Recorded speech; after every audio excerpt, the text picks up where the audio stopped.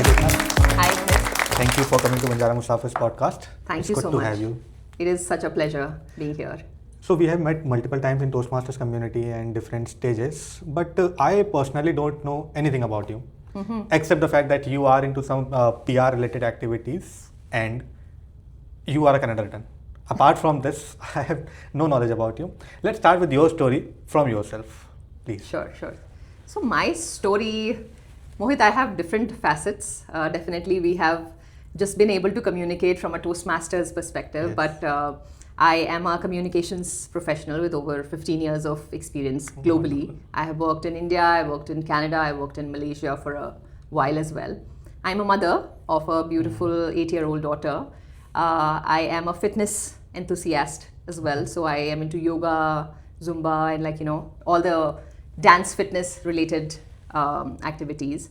And I'm just a very passionate person who loves traveling, who loves creativity, and just beauty, exploring beauty around me. So that's in short what I am. And I most recently, because of my creative bent, I have explored getting into writing books. So I have authored one book already. Wow. The second one is on its way, and that comes from a lot of learnings that I've had over the period of my existence so far.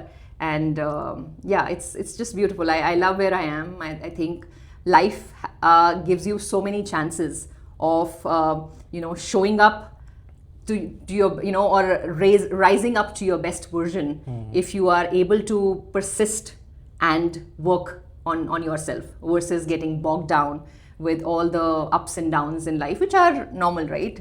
It change is the only constant, as they say. It should be normal. Yes. Ups and downs. So you are born and brought up in Delhi NCR itself? Yes, I was born in West Delhi, and most part of my life I have spent in Delhi itself. I have with my siblings and my parents. I moved to Canada about 7 years ago actually, and have come back for good as recent as few months ago. So. This journey has actually taught me a lot as well, because having been raised in India and going to different countries for work and personal reasons, I have realized that India is the best.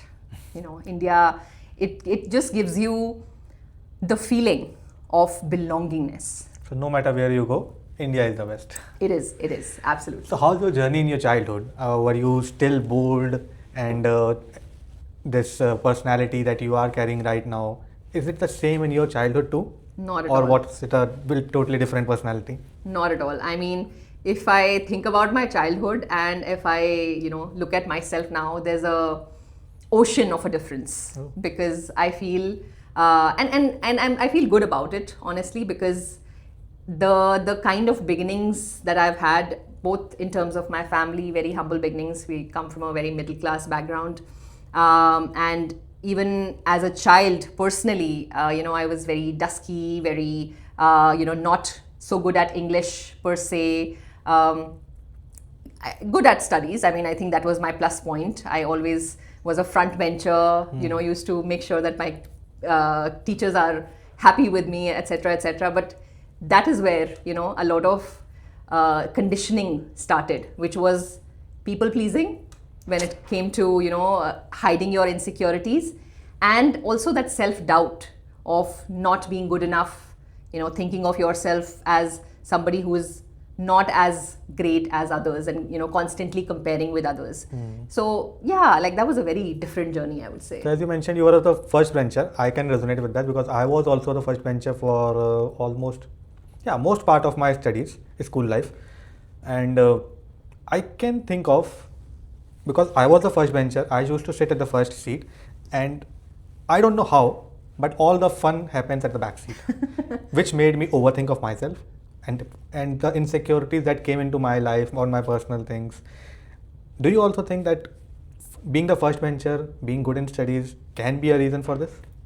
Yeah, and I would also like to add that I am a quality that I developed right in my childhood was balance. So while I was a first bencher in most classes, I was really good at business studies, for example, English. English, like later part of my schooling. Initially, I was very bad.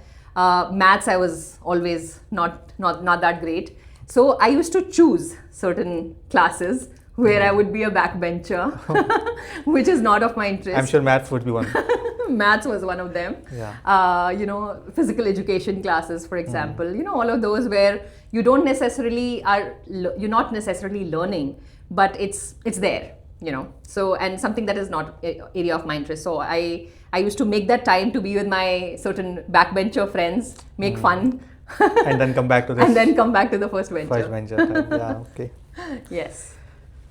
So it was a good mix, I would say, wherein I was able to be in the good books of important people, which I thought are important, and rest it didn't matter to me. So again, that entire The balance, loop yeah. of people pleasing, of coming out of your self doubt and hiding your insecurities. I think that was a seed, that sort of got rooted at that time. And later on, obviously, there are pros and cons to everything. And like I said, I'm really happy the way life has shaped up for me, because the kind of lessons that I have learned early on in life, it's phenomenal, and I'm super grateful to the universe for that. So when you mentioned the lessons you have learned from early on in your life, in your school life, basically, right? In my school life, I feel like I'm still young. So I have learned a lot of lessons still in my recent journey as well. So it's a mix. But this insecurities thing, as you mentioned about your school life, in those times, उस time पे नहीं पता लगता कि यहाँ पे what is actually insecurities, what I'm overthinking. When did you realize that you were actually overthinking or you were afraid of your insecurities? When was that time that made you realize this? I think, yeah, you're right. Like, nobody thinks at that time that I'm insecure or anything, but it's just that feeling of not enoughness that keeps cropping into your head, that okay, I should not take part in so and so because I'm not a great singer, for example. I should not take part in other debate competitions because maybe I'm not a good speaker, right? And similarly, so on and so forth. Like, even in sports, I felt that. I was slightly on the heavier side in my school. And I remember, we used to have these kho classes, games classes, right? And I used to always fall and never was able to get up. So, people made fun of me at that time as well. So, I mean, now I'm laughing at it and smiling at it, but that time it was humiliating. Yes. It was humiliating for me to go through that phase of, just not feeling enough all the time. So I think your question was, when did you realize this? That the level of insecurity, that you were insecure back then. Yeah. You were overthinking. So just the feeling of not enoughness, I think, made me realize, even though I did not have a term for it, term insecurity in my mind that time, but I always felt that something is off. Like, I'm not good. I'm not good at sports. I'm not good at dance. Everybody, at that time was having this thing of learning an instrument, getting good at sports, people talking about people winning medals in Olympics, blah, blah, blah. So you were not getting involved in those activities? Yes. Just because you thought there is something wrong in me? Yeah. And I always questioned, like, what am I good at? What am I good at? Am I not good at anything? So from that childhood, where you were insecure, you were overthinking, you went on to Canada. You stayed there for almost 6 years, as you mentioned. What is between that journey? A lot, actually. So from the time I left school, again, I was very competitive right from my childhood, and I always thought, which is not necessarily something I believe now, is that people who go to college waste their time. Okay. And that they are basically just bunking classes, having fun, and not quite focusing on what needs to be focused on. And so I decided, despite getting admission in Jesus and Mary College at that time, and working really hard in my boards, etc., I decided to do non-collegiate. I moved out of Jesus and Mary College within a month. After completing your 12th? After completing my 12th. Okay. I got admission. In fact, moved out. Bhi kya, main gayi nahi. I did not push that at all. And I said, okay, I am going to do non-collegiate and I'm going to just study by myself, give exams, and I would instead focus on, what is a learnable skill that I can develop, which makes me ready for a job. Because I was like, oh, I want to work, I want to earn money, I want to, have a certain lifestyle for myself. Because honestly speaking, even though we were sort of okay in terms of our background per se, but it was always just enough. You wanted to have more. Yeah, I wanted a better lifestyle. And there was in fact a time I remember where I did not have a pair of jeans. I mostly had trousers, and I used to think to myself that I have to buy that, but I don't. It was just something I used to hesitate, asking my mom again and again to make me buy, etc. And it was the thing that always cropped in my head was that I need to become somebody who is self-dependent, super independent, not wanting anybody's, not dependent on anybody for anything. So have seen those times, and God has been very, very grace. It's been God's grace that I have moved ladder quite fast. So as you mentioned, you skipped your college in your first year, somewhere around 17, 18 years of age. In that period also, kids or of our age were not allowed to take the decisions by our own, especially in a very conservative family. Were your family members, your parents, your siblings, or your that aunties, they were comfortable with this? From you taking a break from the college? Yeah. So again, that way my parents have actually been super supportive. I am the eldest in the family, and I have always been given this leeway of leading, leading in personal matters, leading in, my own, if I want to take a personal decision, or family matters, even, from that perspective, that, I've always been put at the center, that, okay, she will take forward, because they somehow thought that they probably saw something that I did not see in myself, which is the ability to negotiate, the ability to influence decisions, the ability to just communicate the way it needs to be communicated. I did not know that, but maybe they did. So your siblings look up to you? They do. At least they say that. Even today? Yes. I mean, something that I feel very, very thankful, grateful, and proud of, that, there is that sense of respect, and just looking up to me, and like consulting me, for any big life decision that they're making, or even small ones. They do consult. Yes. So after taking a break, as you mentioned, that break was for 1 year. After that, you actually went to college? No. So I did not do my college at all. No formal education? No. So after 12th? After 12th, I did the non-collegiate exam, like my bachelor's. For master's, because I wanted to always be an anchor, like I wanted to be a news anchor, I wanted to host a travel show. Okay. I in fact got selected at the age of 18, by a very prominent business channel in Film City, Noida, wherein they had this travel show, and they were sort of hiring freshers as well at the time. But just because it was like night shift, etc., my mother and parents in general did not allow, because that time it was a thing, right? Night shifts for girls not allowed.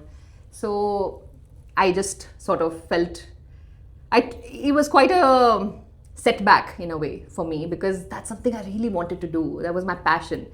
So what I decided was that I would pursue something that is related. So PR, public relations, that way happened to me by chance. Wherein I was like, okay, if I cannot do anchoring, if I cannot be in the media, I would do something which is to do with media. So you went to this formal education of PR, mass communication or something? Yes. So I did double masters in a way. I did masters in mass communication and journalism, and I also did a PG diploma in PR and advertising after that, simultaneously. Oh. So the masters was from a university that is affiliated outside, Guru Jambeshwar University. Okay. And then obviously I don't have to attend physical classes for that. And then for PR, I did like a regular 1 year course. From here only? From YWCA. Yeah. Oh, that's nice. This is the beauty of informal education, when you want to learn everything from your own pace. Yes, absolutely. Because I think that is a journey that also, in fact, in that 1 year where I actually went for like a continuing, what do you call, in-person college, I realized maybe I should have done bachelor's in person too. Like, so again, coming back to how I was telling you, balance, you know. So I thought I strike the balance in my master's, but I mean, I do have that one regret in a way. You felt that the fun part missing? The fun part, because what I feel is that, you know, the fact that we have to work, earn money, and become independent is a lifetime job, right? It is not something that is time bound. It's not like एक साल में job करूँगी और फिर मैंने छोड़ दिया.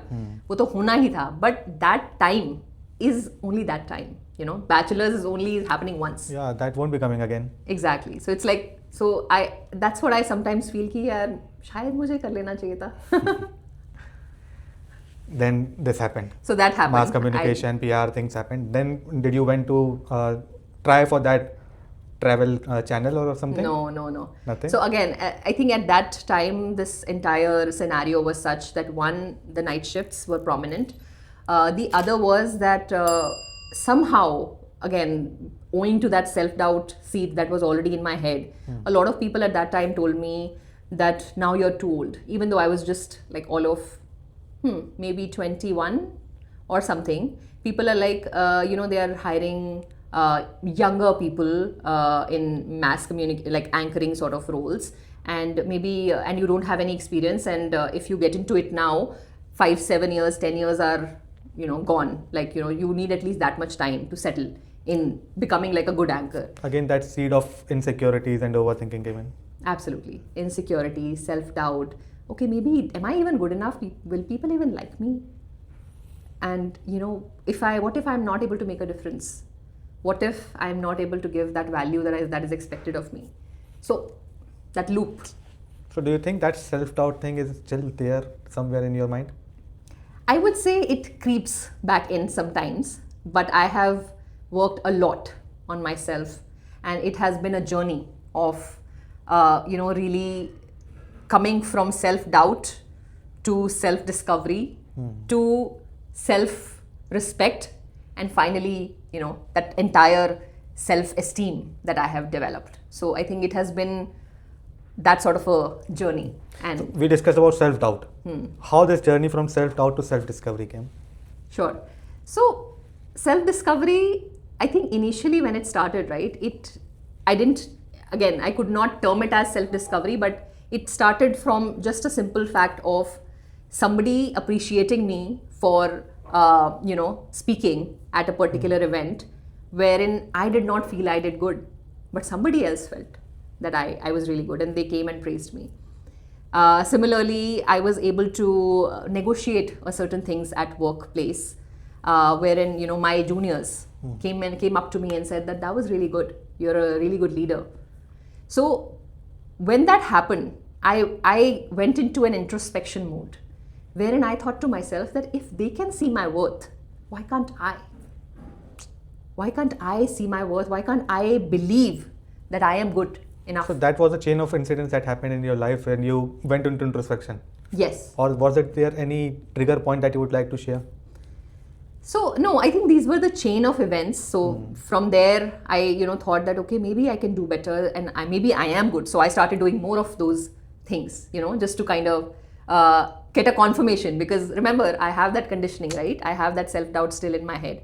So just to confirm that maybe those two people, I thought to myself, just 2 people liked it. Maybe that's just 2 people.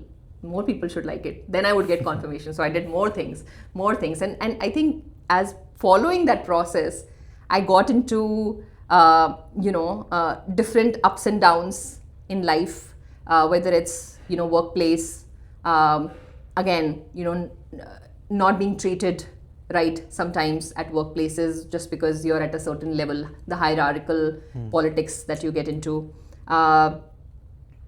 In your social circle, sometimes you feel left out because of these things. So I think these were all like little triggers that kept, hammering in my head and pushing me towards a self-awareness, self-discovery journey, But that self-discovery journey, honestly, did not happen until, I would say, in the last 8 years. Like 8 years, my self-discovery journey is as recent as 8 years. Just 8 years. Just 8 years. I mean, after the college story that I told you, I have worked for about 10 years in India before I actually moved to Canada. So 10 years in PR and communications industry. I've been so fortunate to work with all global PR agencies. I have worked with the best of the brands, including your Starbucks, your Ferrari, Ducati, Shell, ExxonMobil, Microsoft. You have worked with these companies? I have worked for these companies. Okay. Yeah, like, they were my clients at these different agencies. And yet, I was still in that loop, I feel. It is only when I moved to Canada, because at that time, until that time, I was in this entire rat race, job to home, then just doing little thing for myself, having my me time, binge watching Netflix, binge watching other things, eating out every Sunday, shopping, the usual things that people we think that is usual life. But you only are able to discover yourself when you give time. Why did you go to Canada? So Canada was something that I planned because of my daughter. Why? So to give her a better future is what I felt at that time.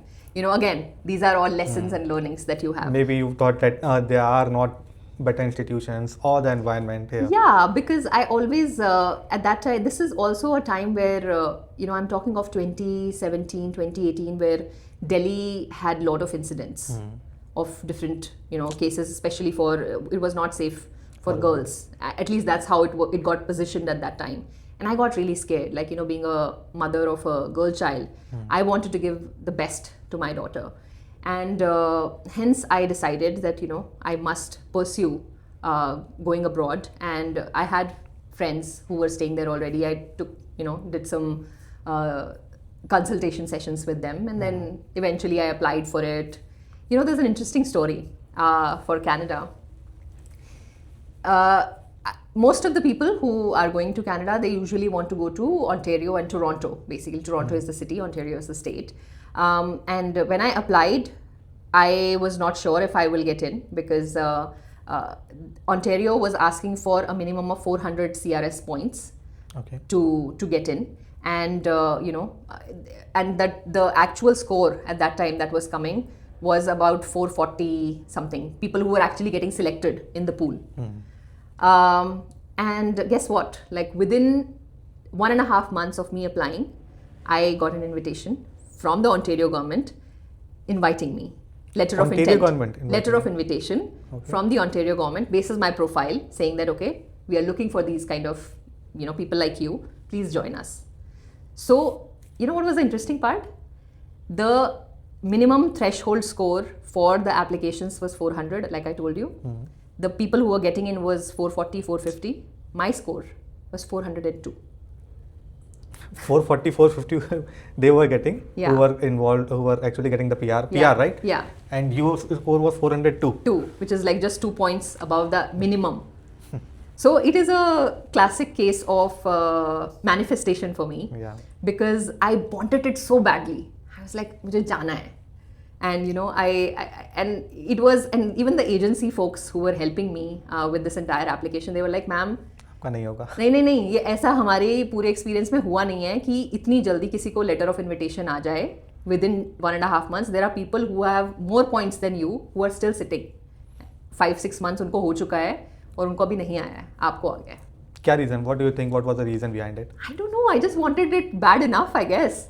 Every day I was praying. I was like, ये चाहिए मुझे, And again, that was also a thing of self-doubt in me कि नहीं होगा क्या, नहीं होगा, अभी भी मैं I'm not good enough. See, 400 minimum चाहिए, 402 ही है, सबका तो 440 है, कैसे होगा मेरा, नहीं होगा, पर हो जाएगा क्या? Like, that conflict in your head, that नहीं होगा क्या, पर हो जाएगा क्या हो जाए please.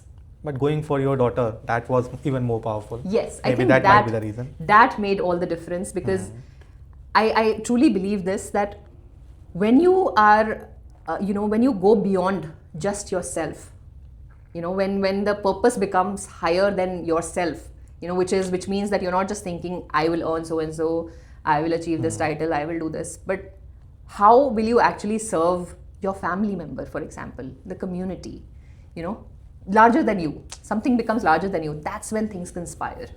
I believe that. So you left your job here and reapplied there, or was it the company that? So I went with absolutely no job after 10 years of experience. That's why I'm telling you, that was a self-discovery mode that I was about to get into. I left with no job. My daughter was 1 year something at that time.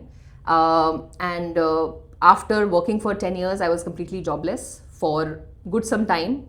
As you might know, or viewers might know, that going in Canada or even in any country, they would ask for local experience. So every time that I would apply for a job, I would hear no Canadian experience, no Canadian experience, and a lot of these. And there's a lot of pattern of people going for coffee chats, etc., to actually land jobs, because it's mostly reference based.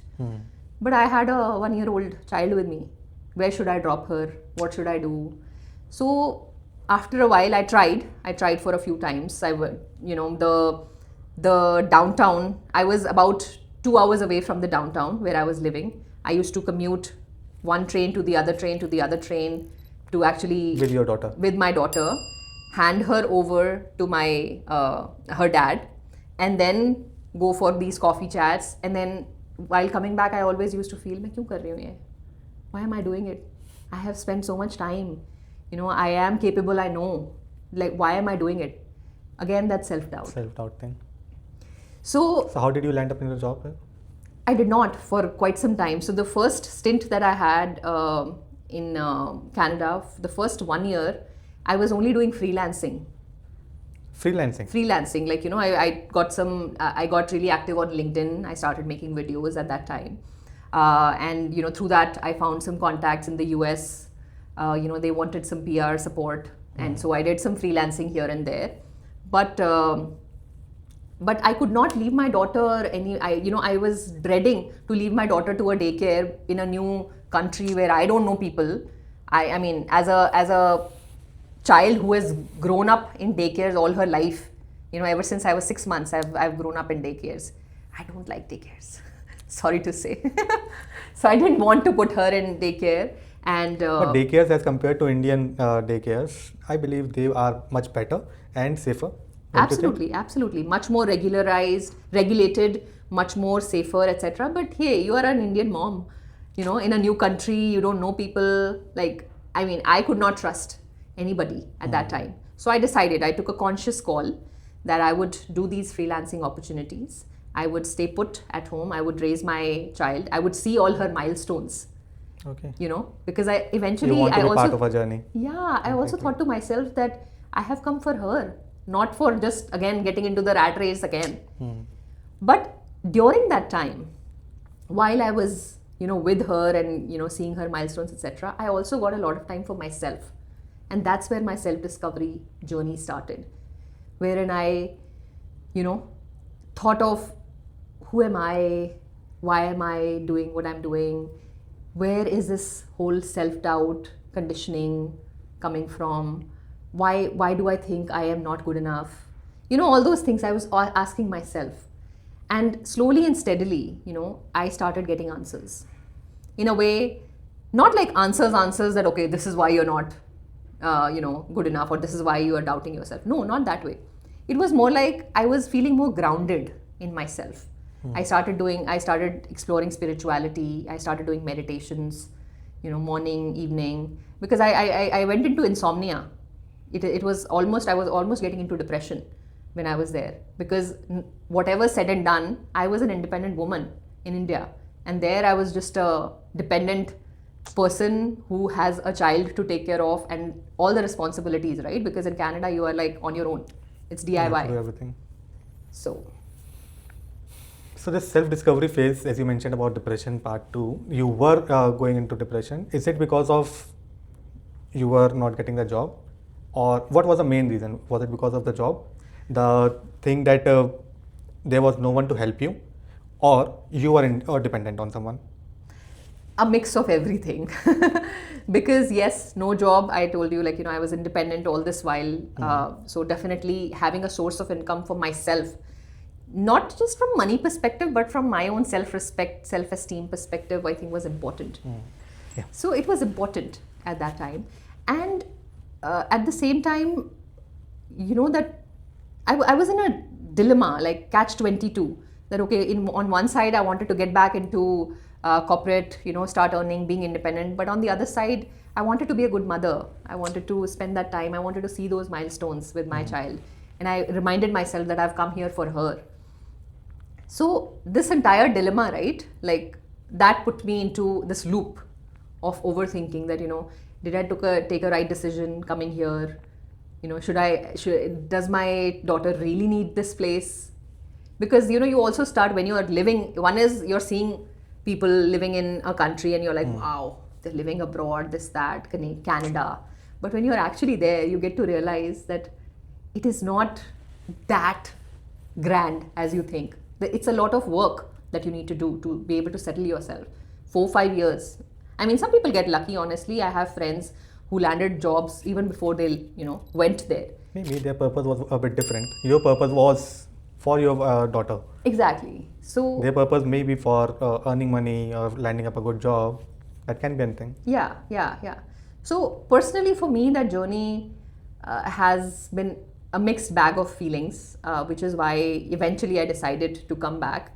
But I would be forever grateful for that phase and journey of my life, because that is what allowed me to introspect, to go inside, and really discover who I am, what are my shortcomings, what are the things that I need to learn, what am I meant for, So I started learning, I started discovering, okay, what am I passionate about? What am I good at? What is it that I can contribute? So Canada is a lot into volunteering and community opportunities. So I made sure that I'm part of these different opportunities wherein I'm meeting new people, helping the society, helping communities do different things. So that was also a good. So do you think you were better? Just a random question. Do you think you were better when you were not discovering yourself, or after that? As you mentioned, when you went into introspection of discovering yourself, who am I? Then came the phases where when you felt low, when you were sad, depressed, you were not doing the exactly what you were actually doing in India, as you can say, for the 10 years. You have lived a good life there in India also.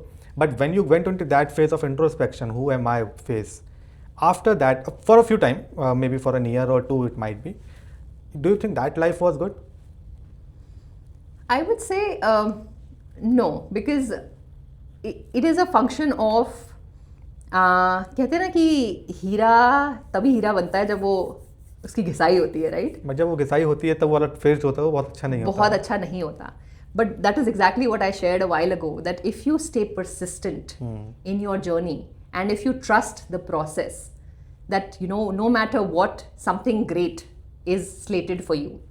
I think that is something I always had in mind. Like, I always consider myself as a very, very blessed person, because I feel like whatever I've asked for, कहते हैं ना, शिद्दत से जो भी कुछ मांगा है मुझे हमेशा मिला है. तो मुझे ऐसा लगता था कि हो सकता है कि मैं उसके लिए भी तैयार ही नहीं हूँ. जो चीज़ मुझे उस वक्त नहीं मिली, हो सकता है मैं उसके लिए तैयार ही नहीं थी. वो तैयार होने के लिए I had to go through that drill, I had to go through that grind to be able to come out, as my better version and really embrace that properly. Because how they say कि कुछ चीज़ आपको ऐसे ही हाथ में थमा दी जाए ना, तो आप उसकी वैल्यू नहीं करते हो. So do you think this perspective, the same perspective was with you when you were into that phase? Sorry. The same perspective that जो चीज़ आज मतलब हीरो को घिसना पड़ता है, एंड ये वाला जो पर्सपेक्टिव है ये अक्सर तब आता है जब हम लोग आगे चल करके बैक में देखते हैं, पास्ट देखते हैं. हाँ. At present moment, you don't think in the same way. Most of the people don't think on the same way. What about you? How were you thinking? So I think while I would not say that I had this very clear in my mind कि जो हो रहा है अच्छे के लिए हो रहा है, और ये अच्छा ही, बट मेरे दिमाग में हमेशा से ये ज़रूर था कि मेरे साथ बुरा नहीं होगा.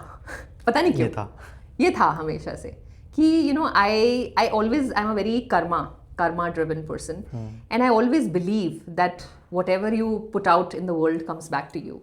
And it is not to say in a very boastful way, but I have always tried my best to put out the best for people around me, for people in my family, for my, I mean, even strangers. So I just feel that I always had this notion कि कुछ ना कुछ तो workout हो जाएगा. Not to mention that there were days where I was absolutely breaking down कि यार ऐसे मेरे साथ ही क्यों हो रहा है. I was crying, sobbing the entire night that, when is it going to work out? That impatience was there. I mean, I would not deny that. But ये ज़रूर पता था कि someday it will work out. Okay. So we went through your self-discovery phase. Then came your self-respect phase. What was that journey? So from self-doubt to self-discovery, we discussed on that phase, the self-introspection and everything. From self-introspection came the self-respect part. What was that, and what brought you there? What was the journey behind it? Sure. So self-respect for me is, where I started to recognize that people's opinions of me are not the deciding factor. They are just opinions. A lot of times, given my entire background and conditioning of self-doubt, and even during self-discovery journey, I was still trying to understand myself, right? But self-respect was the phase wherein I started to believe in myself, in my opinions, in my perspective more than the others. Where I started to, not give so much importance to what others think, to what other people think I should be doing. It's like, you might have heard this, कि normally we are not living a life कि हमें जैसी जीनी चाहिए, हम वो life जी रहे होते हैं जो लोग सोचते हैं कि हमें जीनी चाहिए. So it is a very vicious loop that people get into. And I am so grateful that I was able to realize this at that point, wherein I was like, nahi, matlab, I know what is going on in my life. I know my situations. I know what is good for me, what is bad for me. So I will decide. It's my life. Nobody else should be deciding that. So the moment that I stopped taking people's opinions seriously, stopped getting worried or, overthinking about people's opinion, I think that's where I discovered my self-respect, a newborn self-respect for myself that, hey, I am enough for myself. I don't need to be, dependent on other people's opinions of whether or not I'm good enough or, what they think. So again, was it a trigger point or the chain of incidents? It was a chain of incidences again. So I think I truly believe that yes, there can be triggers, but it is always, series of things that happen in your life that hammer you, again and again and again, and that make you think कि अच्छा चलो एक बार आपने झेल लिया, दूसरी बार, there's a tolerance level, right? So once that tolerance level threshold comes, I think that is where you have to take a decision, and that is a deal maker or breaker. Either you can go up or you will go down from there. So was it related to some professional life, personal life, your surroundings? What was it? Both. So even I would say more in my personal life because I have had certain tumultuous relationships wherein I felt that I was directed to think in a certain way, or I was potentially not as encouraged as I thought I should have, or again not enoughness, and I would not actually blame anybody or any of the relationships. In fact, I feel relationships are your biggest lessons. That people in your life come for a reason, whether it's your family members, your spouses, your children, your friends, everybody comes into your life, your co-workers, because you spend so much time with them. They all come for a reason. And all these different relationships taught me that every time they crossed the boundary of saying that, okay, what you're saying is not right, or you don't know how to do it, or you don't know how it's done. I'm going to show you. I'm going to show you how it's done. Or you can never do this. These statements are very common in people's lives, but the kind of impact they make is very underrated. So those chain of events, I think, really led me to discovering and then respecting there was a newfound respect for myself after this phase. So what happened after when you discovered the self-respect phase? What was that self-respect phase? I think that phase was just very new and fulfilling to me, because I, from something as small as going on stage and talking, for example, something that people told me that, okay, you don't have great English, you don't have good presentation skills, you don't know body language, you don't know how to do voice modulation. People have opinions. So coming from that phase to really putting in the hard work in myself and showing to these people in a way, not directly. I'm a very, I don't think that you need to show off per se. Your results should speak for itself. So while I was doing all of this, I realized that it is something that I am proving not to anybody, but to myself. I was, coming again. That conditioning was creeping into my mind over and over again. And I was telling it to shut up. For the first time, and then many times after that, I told my mind, listen, you've done your job, now shut up. So is it because of the sense of accomplishment that you achieved in your life after realizing it? Yeah. So for example, I started with my profession. So imagine being in PR and communications profession. There was quite some time until I would say, initial 5-6 years of my experience, wherein I used to dread presentations, even though I was in this field.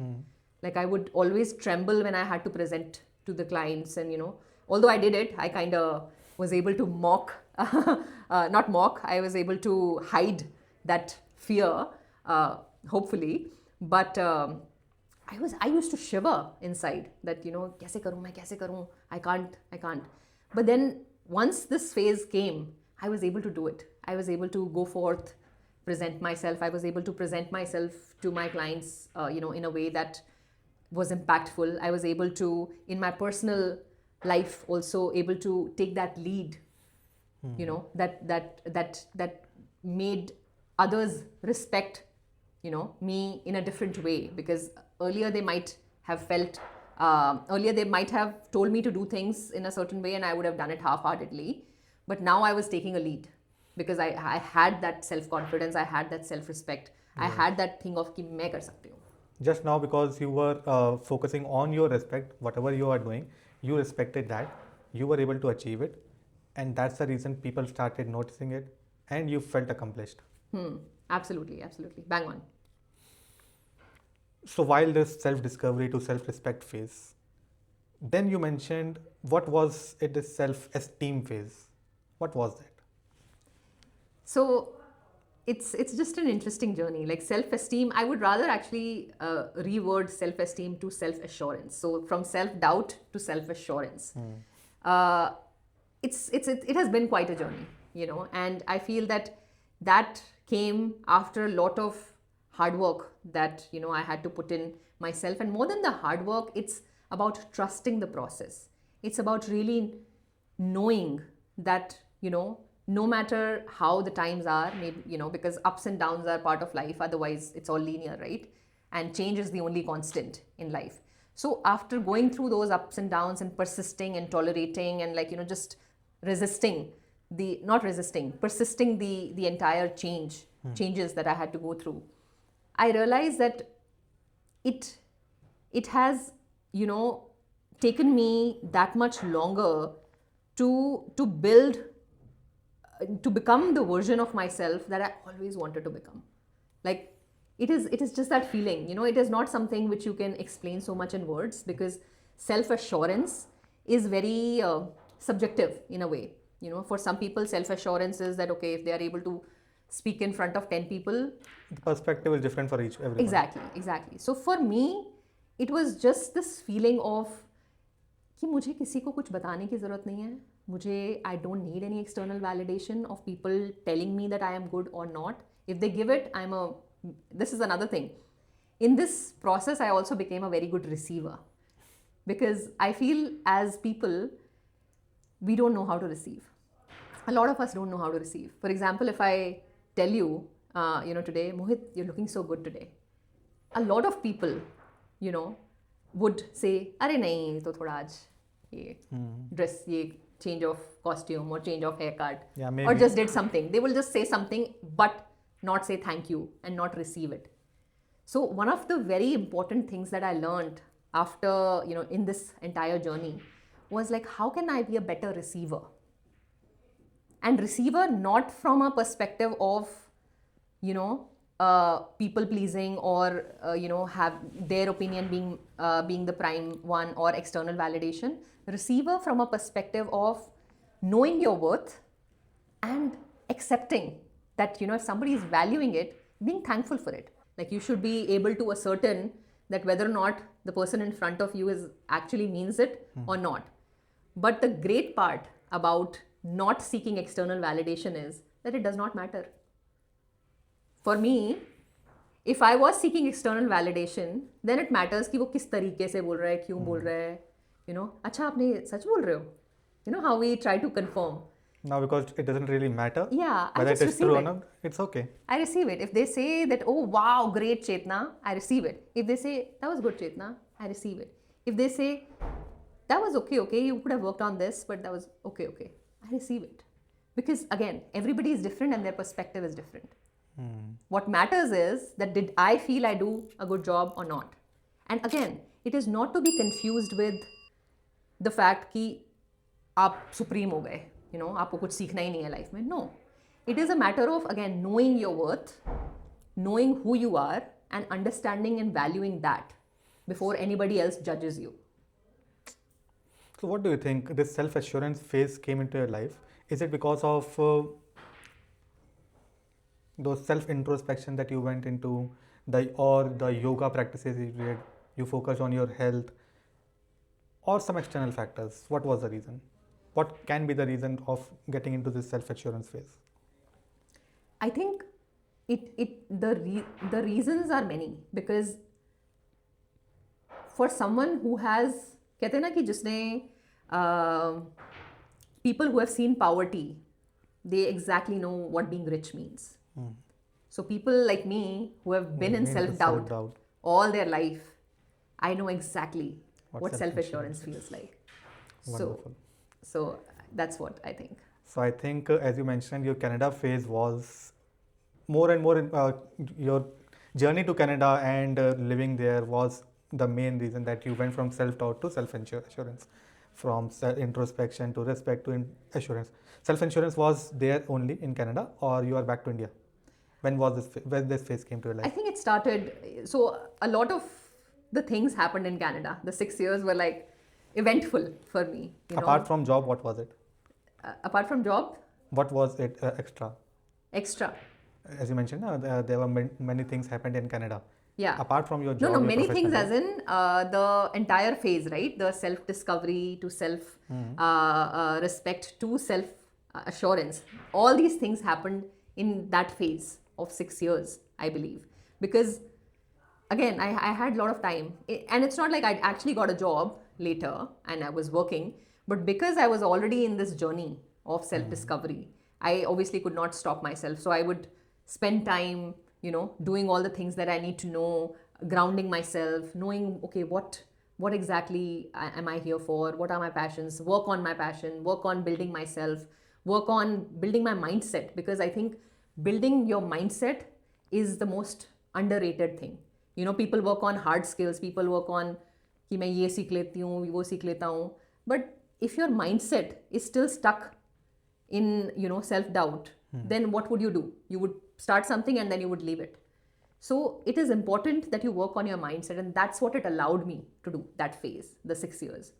So, like I said, self assurance journey also started in Canada itself, wherein I was fully this thing in feeling whole in myself, feeling that I whatever happens from this moment on is something that I am building for myself.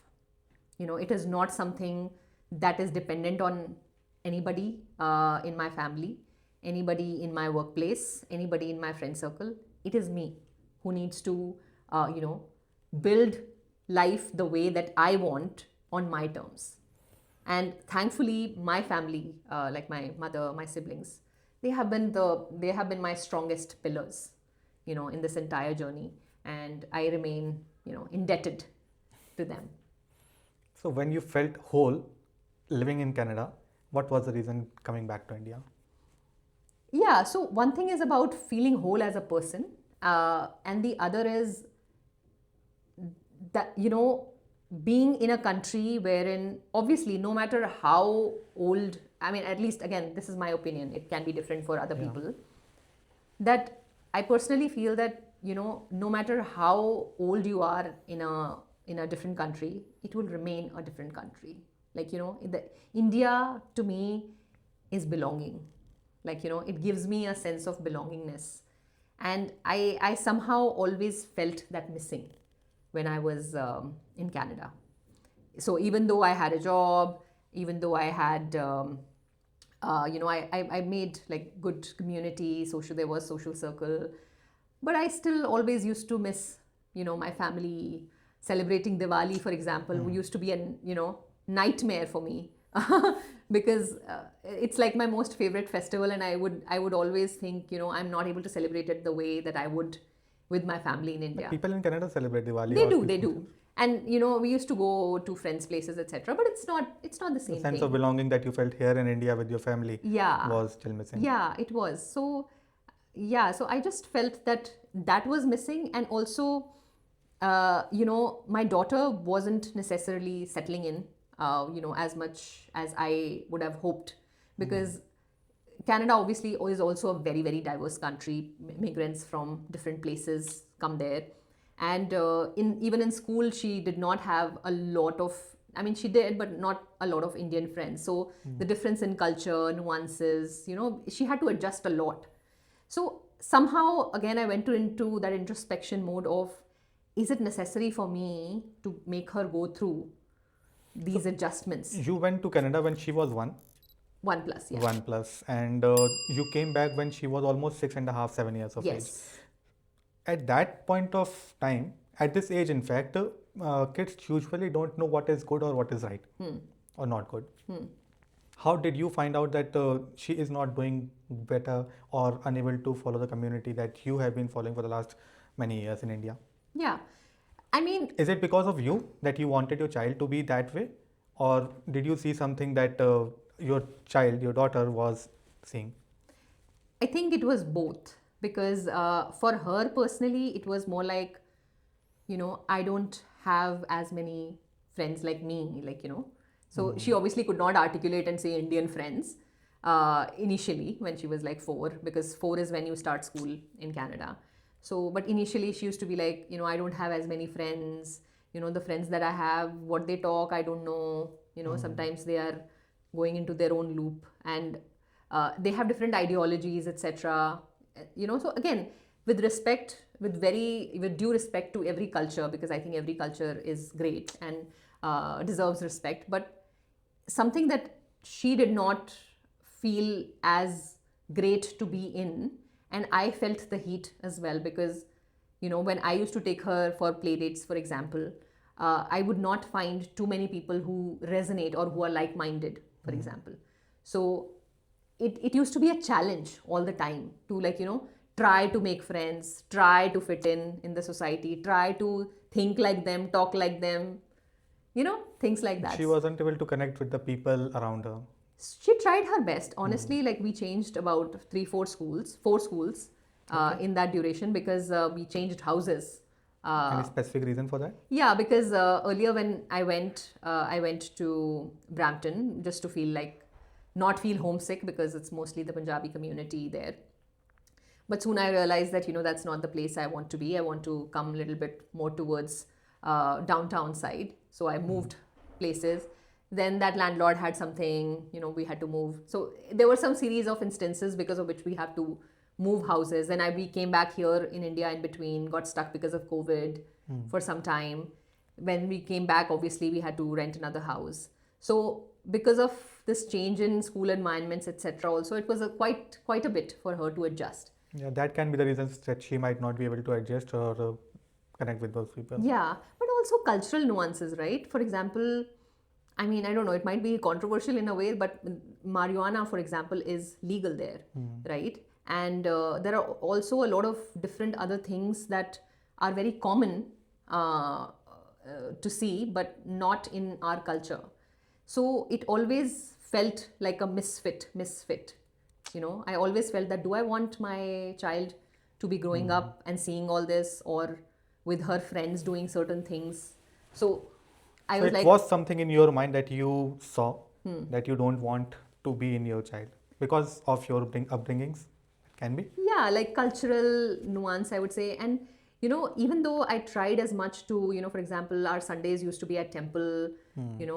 She would learn Hindi, she would learn Kathak. I started learning Kathak with her. We would do service at the temple and do prasad and everything. So that used to be like a good bonding She felt connected with this. Yeah. So she made a lot of friends there. So that is when I also actually thought to myself that this is where she's enjoying. So right now she's only getting one day in a week where she's able to enjoy this. What if we go back and she's actually able to have everybody who she can mingle with, connect with, celebrate festivals, and also family, right? She was missing family. It was just me and her at home. How much can you do as a single person? You cannot replace a family. So that was another thing that I wanted to bring her back into the family ecosystem, wherein she's able to inculcate the values that we have as a in our family. Is she able to connect now? Yeah, like Make friends. She's happy.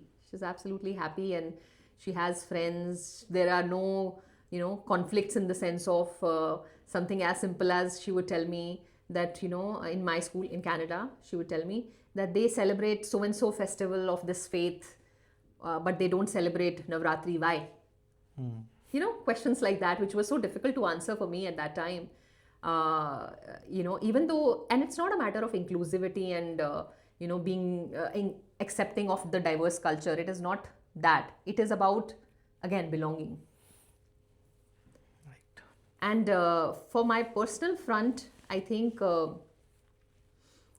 I just also felt the same sort of a misfit for myself. That even though I was working with mostly folks in the US, Canada, I would always try to fit in and sometimes think like them, even though I don't agree, have my opinions or like shy away from giving my opinions because I feel that I'm not at a certain level that I should, or job security is very important, so you would always want to think along those lines versus so because I was already in this journey of self discovery and I had that self respect. I thought to myself that is that really the Chetna, I the version of Chetna that I want to be, because while I was doing a lot of things on my personal front, on the work front I was still the same. trying to fit in. So that was my personal trigger as well. So both ways I was like, okay, if both the things aren't working, at least at this time, why not head back to India? Head back. So you came back to India 1.5 years back? About 1 year. 1 year. Yeah. Is there anything that you miss of Canada? Fresher air. Okay. More beautiful skies, rainbow. The fall season is beautiful there. You would have seen those wallpapers of maple leaves falling. Just like those little things, and also that people are more respectful of work-life balance in Canada, and they have to be actually, because it's all DIY there, right? So if people have work after 5 p.m., they have to fetch, they have to get their child from the daycare, they have to go for grocery shopping, they have to cook, they have to wash utensils, etc., etc. So, for example, people don't have phone numbers, mobile numbers in their signatures in Canada, or at least in Northern America, I guess. I'm not sure about Europe, but they don't, simply because nobody is going to call you after office hours. Sure. Yeah. So wherein here I feel the work and life balance line is blurred, you know. The work is the life here. And the reason why you went to Canada from India, do you think that reason is also blurred?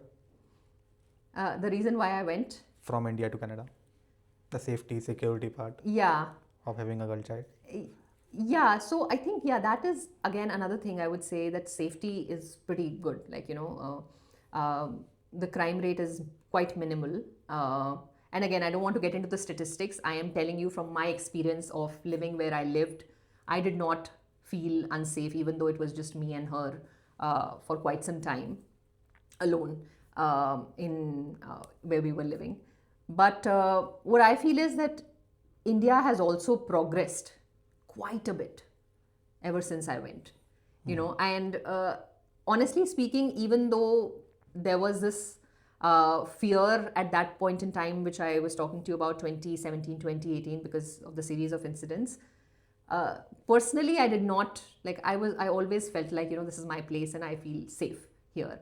But I think it was just that, being the first time mother, and that too of a girl child, it was a sort of a trigger for me to go at that time. But after coming back, I realized that, I do not regret my decision even one bit. I think it is the best decision I made, because ultimately it is about, being where you think you belong, you are appreciated, you're valued for who you are, versus trying to fit in, trying to adjust, trying to, do certain things because somebody else wants you to. And because I had overgrown that phase Yourself, yeah. in my personal journey, it became sort of intolerable for me to move forward with. Okay, that's wonderful. Yes. So from self-doubt to Canada to self-discovery to self-reflection to self-assurance, now you are back to India. Now what? What is this phase? What are you doing currently, both professionally and personally? Yeah. Again, like, first of all, super thankful that I am in this self-assured phase. And I honestly speaking, I feel like it's still a journey which continues, because, remember, conditioning is a spiral. You keep going back into it if you don't put in effort. So first of all, as a person now, I just feel that I am much more, aware of who I am, what I have clarity as to what I want to do in life. And also, I'm not dependent on anybody, for anything. And that is not to be taken in a negative way. Of course, your family, your loved ones are always important and vital part of your life. But for the most part, I feel that, I have reached a phase wherein I am able to be self-assured and, not depend. What I'm doing currently, I am, working as a vice president at a PR mid-sized boutique PR agency, and again, very very grateful for handling some of the important brands, global brands, Like? Fortune 100, Fortune 500 companies. So, like I was telling you, in the past, I have been fortunate to work with global companies. In fact, I was in the core team that launched Starbucks in India. The core PR team. I have also worked with other, Fortune 500 companies like Microsoft, General Motors, Shell, ExxonMobil, Ducati, Ferrari as as their partners, Shell's partners. So it has been a fantastic journey professionally, wherein I have gotten the exposure of working with these global clients and, really helping them in terms of whether it's brand reputation advancement or executive positioning or general PR. And I continue to be, walk on this PR and communications journey, because I think that now, after my long lost dream of becoming an anchor, which I think maybe, who knows, I will be, in the near future. But I am really passionate about what I do, and I enjoy working on the clients that I work on. I don't necessarily wish to disclose the current clients, because I'm not sure, but it's just a very fulfilling feeling to be able to make a difference, professionally, with these different brands that I'm working with. And personally, I feel like I am a very, very, I, like I said, since I have clarity at this moment of who I want to be, I am doing all the things that I like doing, whether it's fitness. I try to hit the gym at least 5 to 6 times a week, whether it's yoga or doing whatever that I like. I try to do my, morning and night rituals with meditations, just to keep myself grounded and reminding myself that, there is, and giving a lot of credit to the journey that I have taken. There's a girl that was once in the self-doubt phase and has went to a journey of now self-assurance. Yeah. So this meditation yoga part keeps you grounded. Absolutely, absolutely. It really helps. And last but very importantly is I try to be a good mother, because I think, my daughter is my biggest blessing, and just being with her and seeing her grow is my biggest pleasure. So I wish that I continue to be a better and better version of being a mother, a better daughter, a better sister, and better friend. So A better speaker. A better speaker. Yeah, I just feel very grateful for my journey. And of course, Toastmasters, we didn't touch upon it as much, but that is also a very integral part of me today, wherein it has helped me grow as a speaker. As I was recently part of the international speech contest, and I finished at the podium for division. It has been a gratifying feeling that, to be able to to be able to shiver in front of 5 people while giving like a small 2-slider presentation, because my portion used to be 2 slides, to now giving 10 minutes, 7-minute speeches, 10-minute speeches, or going as a keynote speaker at various clubs, or Going even on that big stage. Yeah, sorry. Even for a 5 minute or 15 minutes, but Yeah. going up on that stage in front of a stranger and speaking your heart out. Yes, yeah, This is speaking in something. front of 500,000 people. Yeah. It is just, I feel grateful for that journey.